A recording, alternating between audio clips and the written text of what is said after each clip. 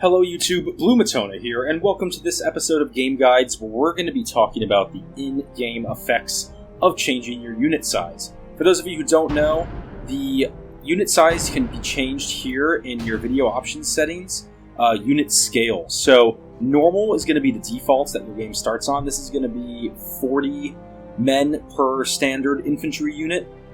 Small is half that at 20, large is double that at 80, and huge is going to be double the double, or 4 times the normal amount, so it would be 160.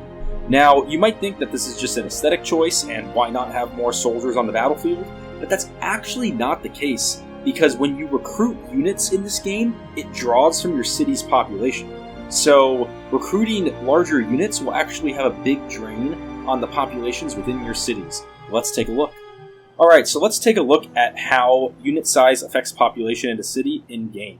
This is a Julia campaign on hard difficulty. Right at the start, nothing's been done yet, and we see Arretium here has 4,000 population with a 3% growth rate. We're not going to touch anything. Normal tax rate, and we are on normal unit size, so 40 men per unit.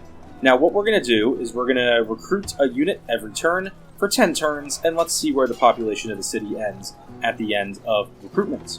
As you can see, the population immediately drops from 4,000 to 3,960 because we recruited the one unit of 40 men.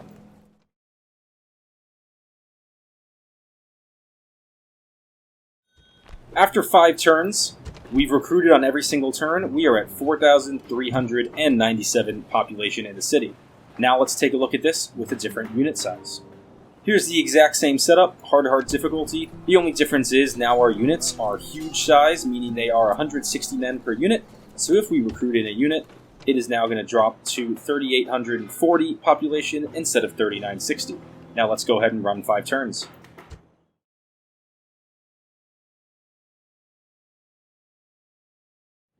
Alright, so after 5 turns, you'll see now our population actually decreased. So we went from 4,000 to 3,762. So very big difference, and you can see here like the effects over just 5 turns of gameplay and recruiting that changing your unit size will have on your campaigns. It makes it a lot easier to keep population numbers lower, which maybe you want in the late game, but in the early game it's really not necessary.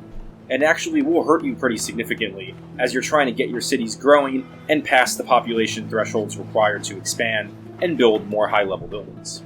Also important to note before moving on, unit size does not affect the effectiveness of your troops in garrisoning a city.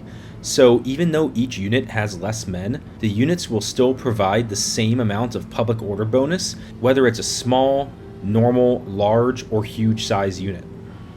Now you might be thinking, well, don't I want more units because it's just more fun to fight the battles? And yeah, in an open field battle, that's definitely the case. Having more men means more people fighting, means more projectiles, more arrows for archers, more bolts for scorpions, more, flaming balls from onagers.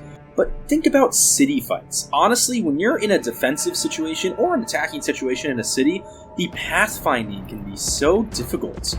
And trying to position 160, you can see here I'm clicking and dragging and I can't get these guys positioned properly in this space right here because there's just too many with 160. It's too many men to fit, and the pathfinding in this game makes that really difficult to do. Compare what we just watched to managing a unit just one size lower in the large unit size with 80 men, and you can actually fit these soldiers very well in city battles. And this is still a pretty decent size. I mean, we're not talking about just a handful of 40 or 20 units. And you can still get a nice 80 unit size, position well in the roads, be able to have maneuverability.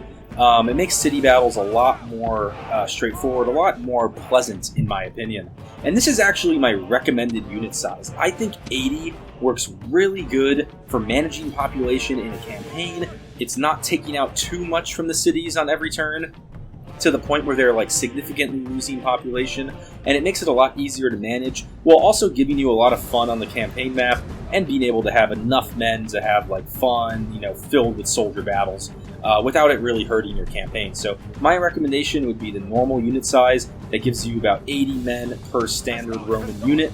If you play as some other factions like barbarians, this will be 120 men.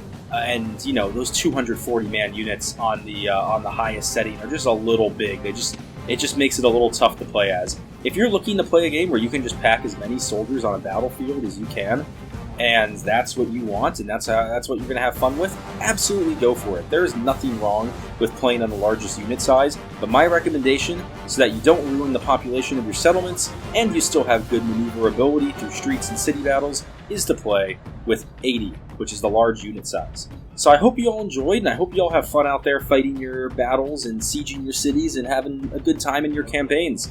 Thank you for watching. The large unit size, I think, is the best one in the game, and I've really tried them all over the years. And I hope you find value in this video and you go have a fun time. So, as always, I look forward to seeing everybody in the next episode. Have a good one.